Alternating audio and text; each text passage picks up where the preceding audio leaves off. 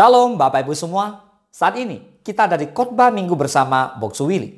Dan tema khotbah minggu ini adalah jangan memandang masa lalu. Ayo kita buka Alkitab kita bersama-sama, kita baca di Amsal 4 ayat ke-25. Biarlah matamu memandang terus ke depan dan tatapan matamu tetap ke muka. Nah saudara, seringkali kita mengalami peristiwa yang dapat menimbulkan goresan luka di hati. Entah itu berupa intimidasi, ketidakadilan, penghinaan, tidak dikasihi, tidak diperhatikan, kekerasan fisik atau penganiayaan, bahkan bisa jadi pelecehan seksual dan lain sebagainya. Nah, akibatnya kita menjadi pribadi yang patah hati, yang remuk jiwa atau hancur hati. Tapi tahukah saudara bahwa iblis selalu menggunakan keadaan ini untuk menghambat kemajuan dan menghalangi orang percaya untuk mengalami penggenapan janji firman Tuhan. Perlu diketahui bahwa iblis memang selalu berusaha mengungkit semua pengalaman buruk di masa lalu, supaya kita terus dihantui oleh trauma berkepanjangan. Akibatnya, kita terus merasa sesuatu itu mengganggu, merasa bersalah, merasa tidak layak datang kepada Tuhan. Dan pada akhirnya, pikiran kita dikuasai oleh hal-hal yang sifatnya negatif. Nah, Bapak Ibu semua, ketika orang Kristen mulai terluka hatinya, maka akan timbul rasa kecewa, benci, sakit hati, pahit, dendam, depresi, tawar hati, dan akhirnya menjadi ragu akan kuasa Tuhan. Oleh karena itu, kita harus ubah paradigma ini. Jangan lagi bercermin kepada masa lalu.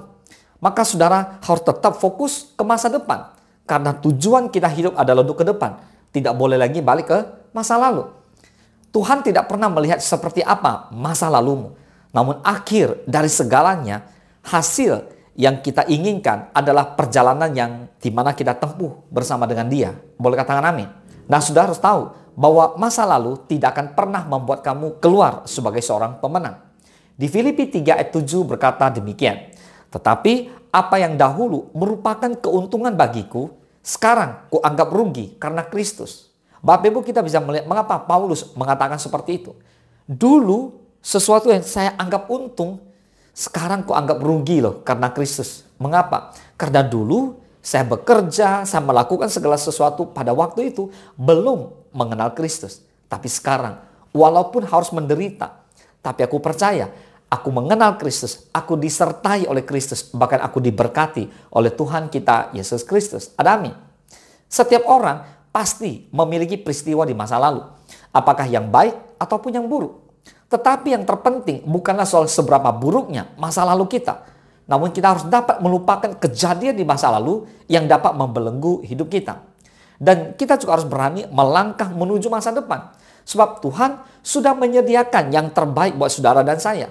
Bukan hanya sekedar melupakan, namun harus dapat meninggalkan masa lalu dan hidup di dalam kasih karunia yang Tuhan berikan. Nah, sayangnya masih banyak orang Kristen yang tidak dapat melupakan masa lalunya.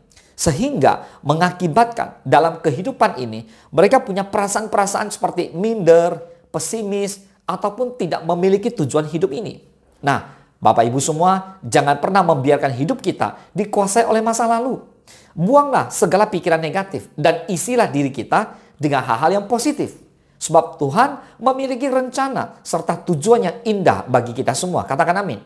So, seburuk apapun masa lalu, ini bukanlah masalah bagi Tuhan, sebab Dia yang penuh kasih tetap mau menerima kita apa adanya. Bahkan Tuhan Yesus rindu untuk memulihkan saudara dan saya dalam kehidupan ini. Sehingga kita harus bisa bangkit dari masa lalu dengan melakukan segala yang terbaik dari apa yang dapat kita kerjakan, kita lakukan. Dan selebihnya, biarlah Tuhan yang berkarya di dalam hidup kita. Katakan amin.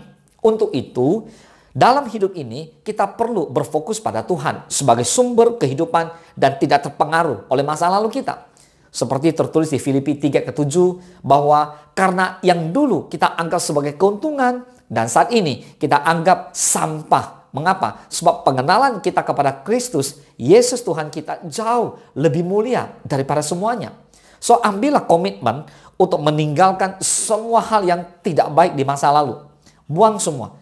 Semua yang ada di belakang buang semua. Dan kita mulai masuk pada rencana Tuhan yang baik dan indah itu. Nah, selain itu, kita harus mempunyai tujuan agar dapat mencapai setiap impian dan tidak melihat lagi pada kegagalan. Walaupun di masa lalu kita sempat ya mengalami kegagalan. Jangan pernah menjadi minder, sebab kegagalan hanyalah sebuah proses yang harus kita dapat lalui. Dan bersama Tuhan kita pasti mencapai kemenangan. Dan bersama Tuhan kita pasti bisa. Amin. Makanya jadilah orang-orang yang menang di dalam Tuhan. Dengan berani kita meninggalkan segala apa yang di belakang. Dan biarlah kita menjadi orang yang bebas dalam menjalani hidup ini dengan terlepas dari belenggu masa lalu. Mari kita menjadi orang yang merdeka serta hidup di dalam kemenangan yang Tuhan berikan buat kita semua. Boleh katakan amin? Amin. Baik Bapak Ibu semua, jangan pernah membiarkan hidup kita dikuasai oleh masa lalu. Buanglah segala pikiran negatif dan isilah diri kita dengan hal-hal yang baik, hal-hal yang mulia, hal-hal yang positif. Marilah kita menjadikan pengalaman masa lalu sebagai pelajaran berharga bagi kita. Namun, jangan pernah biarkan diri kita hidup di masa lalu lagi. Jangan sampai pengalaman buruk di masa lalu menghantui dan membayangi kehidupan kita di masa kini. Jika tidak, hidup kita hanya akan dikuasai oleh ketakutan dan kekhawatiran. Kita takut untuk mencoba hal-hal yang baru, yang mirip dengan kejadian buruk yang sudah pernah kita alami sebelumnya. Padahal Tuhan lagi proses kita untuk menuju sebuah pengalaman rohani yang baik, untuk menuju berkat yang luar biasa yang sudah Tuhan sediakan di masa depan. Saudara, kita takut untuk melihat masa depan karena hidup kita masih dikuasai oleh buruknya masa lalu. Kita takut untuk bersikap optimis. Mengapa? Karena kita takut menatap hidup dengan keberanian. Mari kita pahami bersama bahwa orang yang hidup dengan ketakutan tidak akan pernah berhasil mencapai hal yang lebih baik. Apalagi untuk bisa sukses. Buang jauh-jauh. Oleh sebab itu, segeralah tinggalkan pengalaman buruk di masa lalu. Dan terus tekun menghadapi perlombaan iman hingga mencapai garis finish dan menjadi pemenang kehidupan. Mari kita buka firman Tuhan di Yesaya 43, 18 dan 19. Firman Tuhan berkata, janganlah ingat-ingat hal-hal yang dahulu dan janganlah perhatikan hal-hal yang dari zaman purbakala.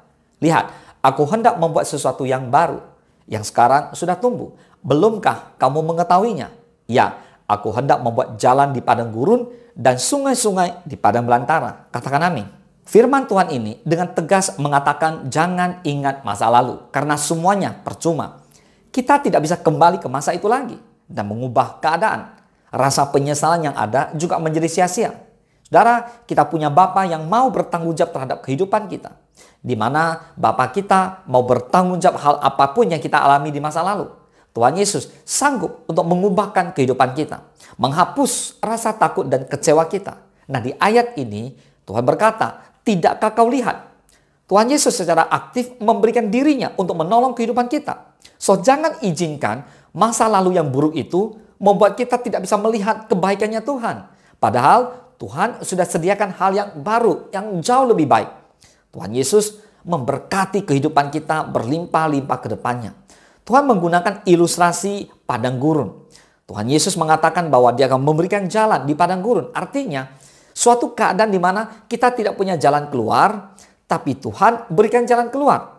Dia juga berikan sungai-sungai di padang belantara, yang berarti sebuah pemeliharaan dan hidup meskipun keadaan begitu sulit. Nah, bukankah ini suatu cara yang ajaib, di mana Tuhan sediakan segala hal yang kita perlukan. Oleh sebab itu, maukah Bapak Ibu semua kita melupakan masa lalu, dan kita menjemput masa depan kita menjelang hari esok yang dengan penuh harapan dan penuh keyakinan bahwa ada Tuhan Yesus yang selalu bersama-sama dengan kita.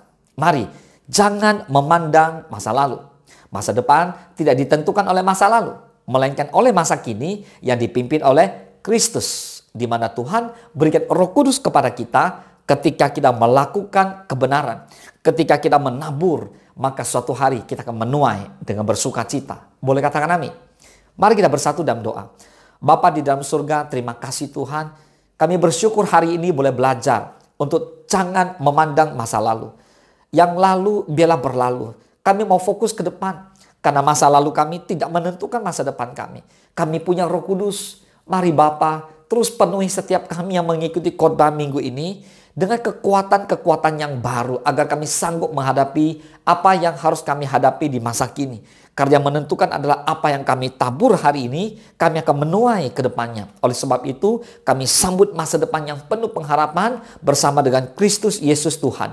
Bapak terima kasih, berkati setiap rekan, setiap Bapak Ibu, anak muda, orang tua, anak-anak, siapapun mereka yang mengikuti khotbah minggu ini. Diberkatilah mereka, bila mereka sungguh-sungguh mulai memasuki kehidupan masa depan, di mana Tuhan, kami akan punya kehidupan yang sangat diberkati bersama dengan Tuhan Yesus Kristus. Bila kami semua boleh bersama-sama menuntaskan amalan agung dan menyambut Yesus datang kali yang kedua. Terpujilah nama Tuhan. Hanya di dalam nama Tuhan Yesus kami berdoa dan kami mengucap syukur. Haleluya.